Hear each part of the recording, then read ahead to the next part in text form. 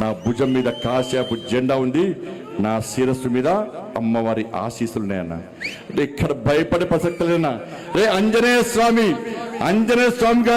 స్వామికి నిప్పు పెడితే అదే నిప్పుపై లంకను మొత్తం ఎట్లా దానం చేసిందో ఇలా బండి సంజయ్ని గెలికిరి వాళ్ళ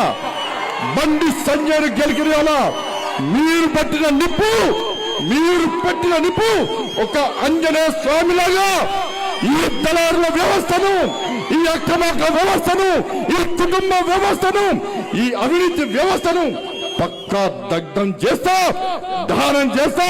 ఇదే కాషాయపు జెండా పడతా తెలంగాణ మొత్తం చుట్టుముట్టి ఈ రోజు ఎవరైతే కుట్రలు చేస్తుండో, ఎవరైతే కుతంత్రాలు చేస్తుండో, ఎవరైతే నా కుటుంబాన్ని బజార్లో వడేసిండో, ఎవరైతే నా కార్యకర్తల లోపల ఆవేదన రగిలించిందో, నా పార్టీని ఇబ్బంది పెట్టిండో, నా కార్యకర్తలను ఇబ్బంది పెట్టిండో, ఏ ఒక్క వ్యక్తిని కూడా విడిచిపెట్టే ప్రసక్తి లేదన్నా.